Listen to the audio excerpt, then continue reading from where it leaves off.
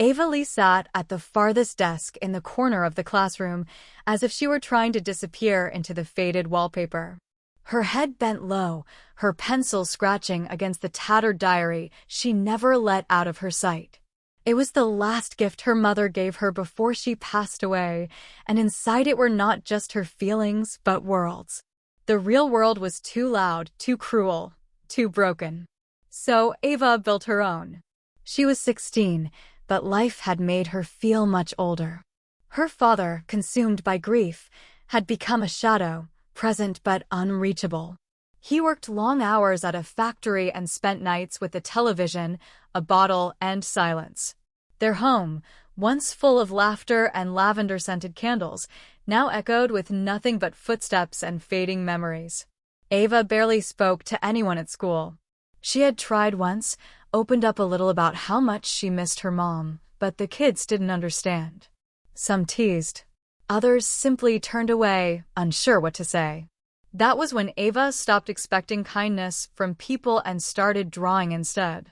She drew things she wished were real, fields that stretched beyond the sky, trees that whispered her name gently, animals that could talk. But lately, one image kept appearing in her sketches, a door. It was always the same. A tall, arched wooden door with intricate carvings of stars and vines winding around a silver handle. It felt familiar, like her fingers remembered it from a dream she couldn't quite recall. That night, after another silent dinner with her father and the soft thud of his bedroom door closing, Ava curled into her bed with the diary hugged to her chest. The pages were already full of sketches, but on the last blank one, she drew the door again, this time more detailed than ever. As her pencil traced the final curl of the handle, something strange happened. The air grew colder. The room felt heavier. And suddenly, she wasn't in her room anymore. A soft breeze brushed her face. She opened her eyes, and the door she had drawn was now standing before her, real and glowing faintly under the moonlight.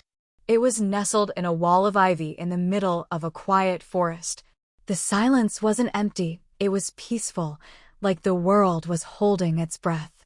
Ava reached out, her fingers trembling as they wrapped around the silver handle. She turned it and walked through. On the other side was a place she could have only imagined in her wildest dreams. The sky shimmered with colors not found in any palette. The ground felt soft beneath her feet, like velvet moss. Trees with golden leaves whispered secrets in a language she somehow understood. A stream nearby laughed like a child, and fireflies danced in elegant patterns around her. But it wasn't just beautiful, it felt safe. As Ava wandered deeper into the world she'd drawn, she came upon a small cottage. Smoke curled from the chimney, and the smell of cinnamon and baked apples filled the air. An old woman stepped out, her eyes twinkling like stars. "I've been waiting," she said with a kind smile. "For me?" Ava asked. The woman nodded. "For the one who created the door. You brought this place into existence. You gave it life." Ava didn't understand. "I was just drawing." "Drawing," the woman said, "is dreaming on paper. And dreams, when they come from deep enough within the heart, have power." The woman led Ava inside the cottage. It was warm, inviting. On the shelves were books with blank covers, mirrors that reflected memories, and candles that hummed softly. Over time, Ava learned that this world, the in-between, the woman called it, responded to emotion. If Ava felt peace, the skies glowed. If she felt pain, the wind howled through the trees. She wasn't just a visitor here, she was its heartbeat. Every night after that, Ava returned. She'd draw the door, and it would appear. And for a few hours, she could breathe. She could heal. She smiled more at school. Even started talking to a girl in her biology class named Marissa, who noticed Ava's drawings and said, "You should really show these to someone. They're magical." Ava almost laughed. If only she knew. But Ava kept the in-between secret. It was too fragile, too precious. And yet, deep down, she wondered if she was being selfish. If something this beautiful could exist, should she keep it to herself? The answer came on a stormy Thursday. Marissa didn't show up at school that day. Neither did her laughter. Ava overheard whispers in the hallway, something about Marissa's mom collapsing, about ambulances and sirens and rushed prayers. Ava felt that pulled the same ache she felt when her own world had crumbled. That night, she stared at the blank page of her diary, unsure what to draw. Then slowly, gently, she drew the door. But this time, she sketched two. One for her. One for Marissa. The next morning, she found Marissa sitting alone on the bleachers behind the school, her eyes puffy and red. "I know you don't know me well," Ava said softly, "but I want to show you something. It helped me when I was lost." Marissa looked up, confused. "What do you mean?" Ava hesitated, then held out her diary. "Just trust me. Draw the door." Something in her voice, something raw and real, convinced Marissa to take the pencil. That night, as they each sat in their own rooms with matching sketches in their diaries, the door appeared once again. And together, they walked through. Marissa gasped as the colors enveloped her. "This place, it's..." Ava nodded. "I know." They ran through golden fields.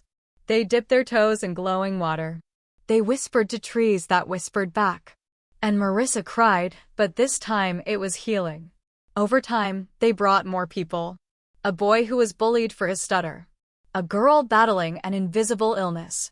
A teacher mourning her child. Each of them was given a page, a pencil, a door. And with every person who walked through, the in-between grew stronger, more vibrant. It pulsed with shared joy, shared pain, shared healing. The once quiet Ava became a quiet leader, a guardian of the space she had unknowingly created from her deepest sorrow.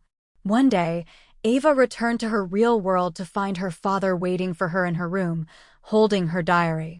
I found this while cleaning," he said awkwardly. "I didn't look inside. I promise. But I haven't seen you smile like this in years."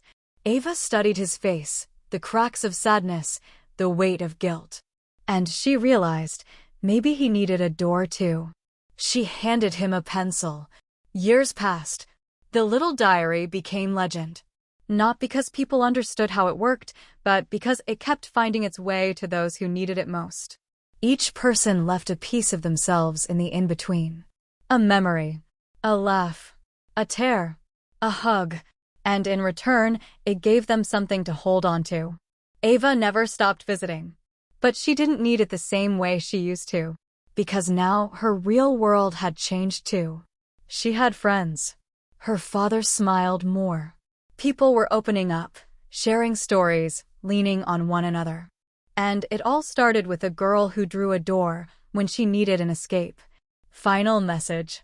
Sometimes, healing doesn't begin with words, it begins with imagination. With a pencil. With a sketch on paper that dares to say, there's more than this pain. And sometimes, the most powerful thing we can do isn't just walk through the door, but draw one for someone else. Because when we create a space for others to heal, we begin to heal too.